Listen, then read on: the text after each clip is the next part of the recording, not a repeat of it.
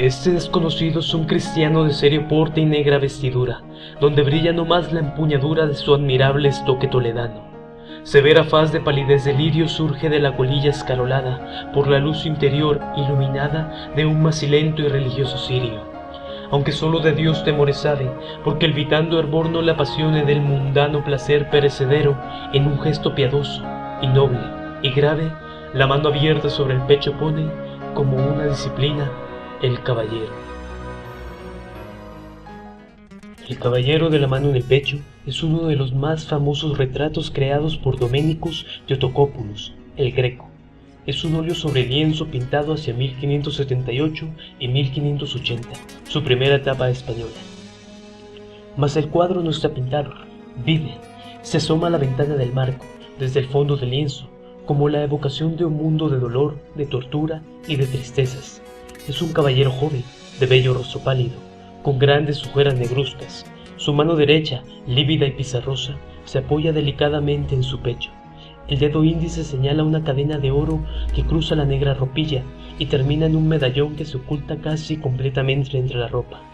Al lado izquierdo, en la cintura aparece el puño cincelado de una espada, una de aquellas joyas de los grandes artífices toledanos del siglo XVI. El traje es negro, la gorguera y los puños de finísimo encaje. A corta distancia ya, los detalles de la indumentaria se pierden. No se destaca en la figura más que la cabeza y la mano pizarrosa sobre la negra ropilla. Los ojos del caballero son grandes, tristes, llenos de resignación. Miran y no ven, absortos en la contemplación del mundo interior.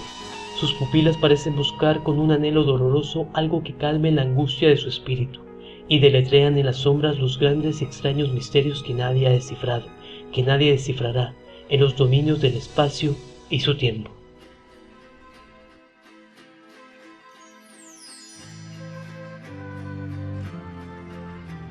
Como ya ha sido mencionado antes, el autor de la obra es Domenicus Theotocopoulos, el Greco, cuya firma aparece en la misma. Cuando comenzó a ser exhibida, era conocida como Retrato de un caballero, luego pasó a nombrarse Retrato desconocido, Retrato de hombre, El caballero de la espada, hasta que en el año 1900 el escritor Pío Baroja la bautizó como El caballero de la mano en el pecho. Su origen se remonta a finales del siglo XVI, entre 1578 y 1580. La técnica es óleo y el soporte lienzo. Las medidas del cuadro son 81.8 centímetros de altura y 65.8 centímetros de ancho. La escuela es la española, con un estilo de manierismo. El tema, un retrato. La procedencia es la colección real de Felipe V. Su localización actual es el Museo Nacional del Prado, Madrid, España. Domenicus Theotocopoulos nació en Candia, Creta, en 1541, falleciendo en Toledo, España, el 7 de abril de 1614. Hasta los 26 años vivió en Creta, donde fue un apreciado maestro de iconos en el estilo post-bizantino vigente en la isla. Después residió 10 años en Italia, donde se transformó en un pintor renacentista. Primero en Venecia, asumiendo plenamente el estilo de Tiziano y Tintoretto, y después en Roma, estudiando el manierismo de Miguel Ángel. En 1577 se estableció en Toledo, donde vivió y trabajó el resto de su vida. Su formación pictórica fue compleja, obtenida en 3 focos culturales muy distintos. Su primera formación bizantina fue la causante de importantes aspectos de su estilo que florecieron en su madurez. La segunda la obtuvo en Venecia, de los pintores de alto renacimiento, especialmente de Tiziano, aprendiendo la pintura al óleo y su gama de colores. Por último, su estancia en Roma le permitió conocer la obra de Miguel Ángel y el manierismo, que se convirtió en su estilo vital, interpretado de una forma autónoma. Su obra se compone de grandes lienzos para retablos de iglesias, numerosos cuadros de devoción para instituciones religiosas y un grupo de retratos considerados de máximo nivel.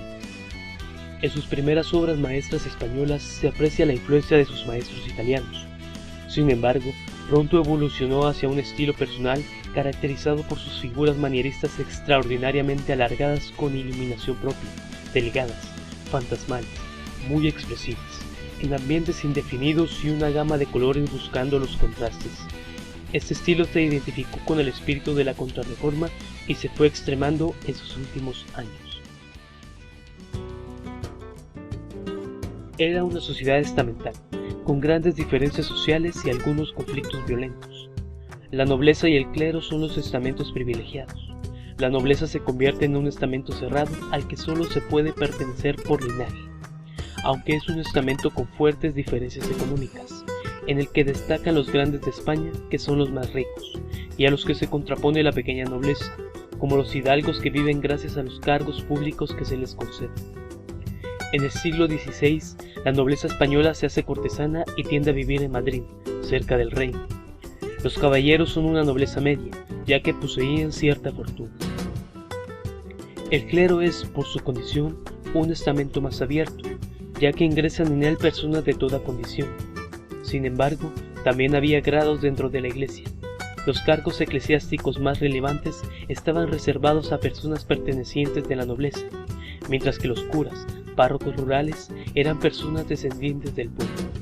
Sin embargo, las mayores diferencias económicas se daban entre los religiosos seculares y los que pertenecían a órdenes religiosas, con un capital patrimonial muy importante.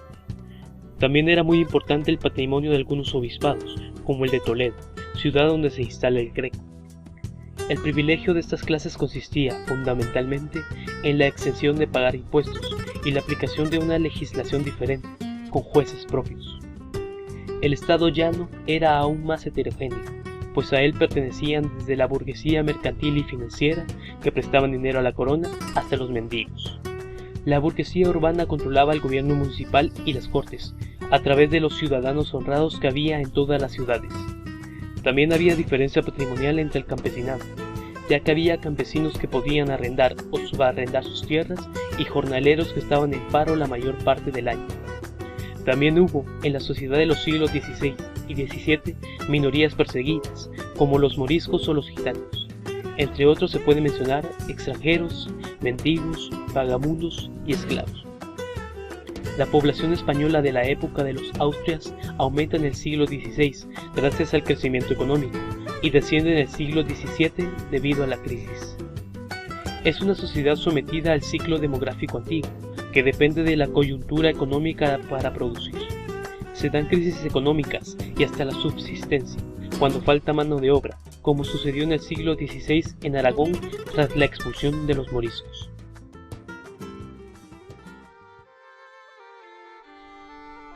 Con motivo de su presencia en la exposición El Greco, su revalorización por el modernismo catalán, celebrada en Barcelona entre el 20 de diciembre de 1996 y el 2 de marzo de 1997, fue restaurado por Rafael Alonso. Esta intervención, al introducir notables cambios en su apariencia, se convirtió en una de las más polémicas de la historia del arte. Incluso fue objeto del documental Fondo para un caballero, en el que Emiliano Cano, licenciado en Bellas Artes, la calificaba de errónea, hecha con prisas y contraria a los protocolos internacionales. En octubre de 1996, el caballero de la mano en el pecho entra en el taller del Museo del Prado para ser restaurado. El resultado creó una notable controversia que llegó hasta el Congreso de los Diputados en 1999, de la mano de Manuel Alcaraz, en aquel momento diputado por Nueva Izquierda. Ante las duras críticas recibidas, el secretario de Estado de Cultura, Miguel Ángel Cortés Marín, y el por aquel entonces director del Museo del Prado, Fernando Checa, se vieron obligados a narrar minuciosamente el proceso de restauración mediante el cual se suprimió el característico fondo oscuro del cuadro, se modificaron detalles de la chaqueta y se eliminó en gran parte la firma del Greco.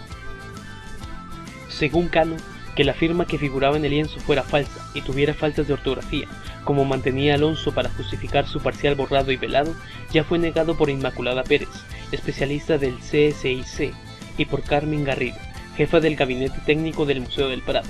Asimismo, que el fondo oscuro suprimido fuera, en opinión de Alonso, un repinte al óleo realizado en una restauración del año 1858, queda también en entredicho al conocerse que la misma fue realizada por Vicente Poleró, célebre por sus modernos métodos de intervención reversible.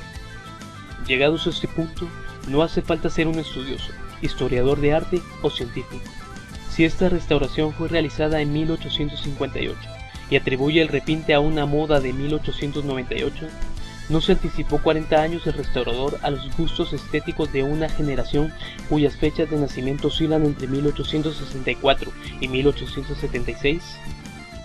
Hoy sabemos que con anterioridad a 1858, el director del Museo del Prado, José de Madrazo, inició con su llegada una tendencia muy respetuosa en cuanto a los criterios de restauración. Repintar los cuadros es una idea profanadora y bastarda.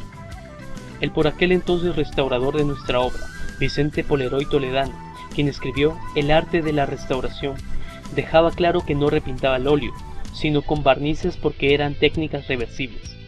¿Y por qué le damos importancia a este dato?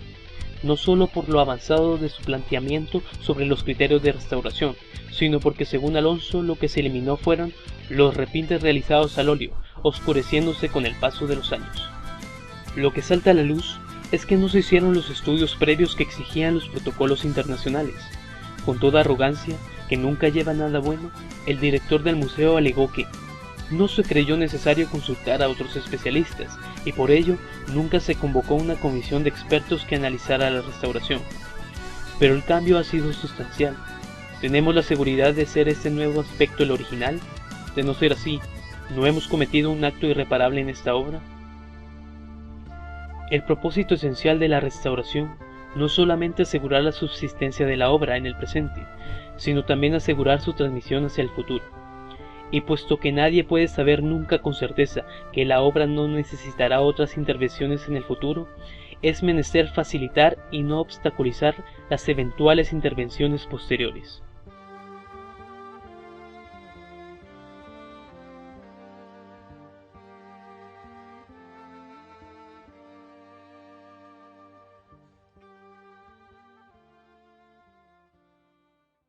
Muy buenas noches, yo soy el creador del video que acaban de ver, pero prefiero mantenerme en el anonimato ya que así...